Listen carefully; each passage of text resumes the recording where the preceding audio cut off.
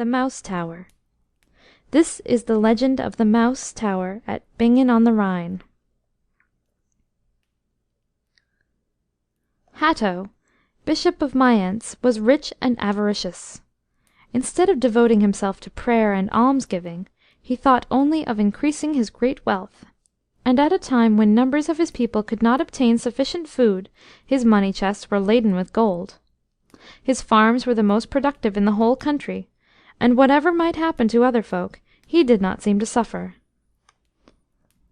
One spring the rivers overflowed, and the low-lying land was flooded. The harvest failed, and famine was imminent. Finding themselves on the point of starvation, the villagers went to implore his aid. "Take pity, good bishop, on our hungry wives and little children," they entreated. "They die with hunger, while your granaries are full of wheat." But Bishop Hatto only laughed. "I cannot help that," he said. "You must look after yourselves." And day after day he made them the same answer. "My wheat is far too precious," he said at last, "for me to bestow it on hungry rats." Even this, however, would not drive them off, for they were desperate, and, wearied at length by their importunities, Hatto bade them go to one of his largest granaries, which happened to be empty, saying that there he would meet them, and satisfy their demands. Now at last there was joy among the starving creatures.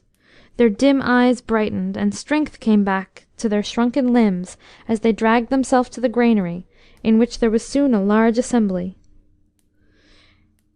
"You shall have bread to-night," they told their little ones, and the children ceased their wailing. At the time appointed, Bishop Hatto made his appearance, accompanied by a number of his servants. His cruel lips were pressed tightly together, and the fires of hatred burnt in his deep-set eyes as he surveyed the hungry crew through the open doors of the great granary.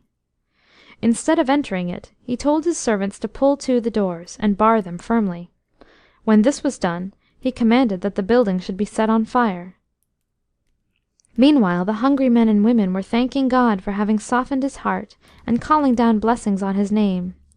Every moment they expected to see him enter, but the minutes wore on, and he did not come. One of their number threw open a window that they might have more air, and as he did so, the bishop's rage found vent in words. "You have pestered me like rats," he said, "and now you shall die like rats." As he spoke, the crackling of the flaming walls that hemmed them in made his meaning clear. Despite their shrieks and appeals for mercy, they were burnt alive, and though his servants were pale with horror, the bishop calmly surveyed the scene. When the granary was but a mass of cinders, he went back to his palace with an easy mind to enjoy his luxurious dinner. That night his sleep was broken by queer little sounds, as if rats and mice were scampering over the floor, and nibbling at something they had found. Next morning he was annoyed to find that the splendid portrait of himself in his bishop's robes, which had been painted by a famous artist at great expense, was lying on the ground, gnawed to shreds.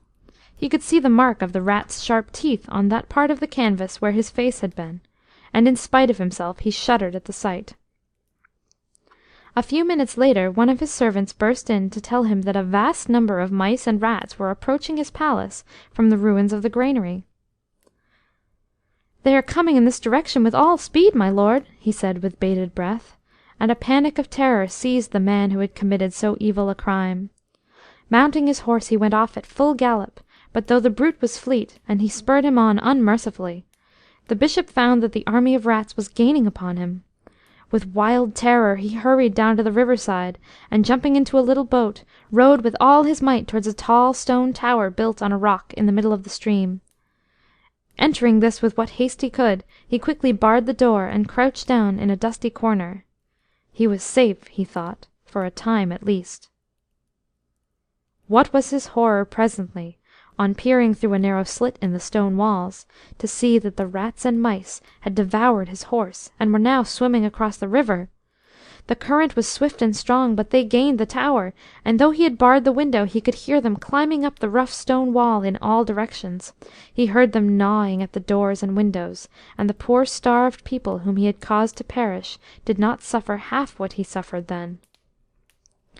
They were in at last, and sprang at him fiercely. He beat them off by the score, he trampled them under his feet, he tore at them savagely with his hands.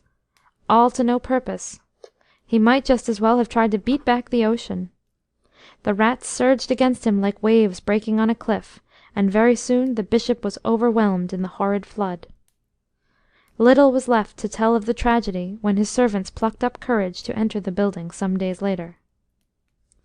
This is the story of the Mouse Tower near Bingen on the Rhine, which is still pointed out to strangers as the place where Bishop Hatto met his death.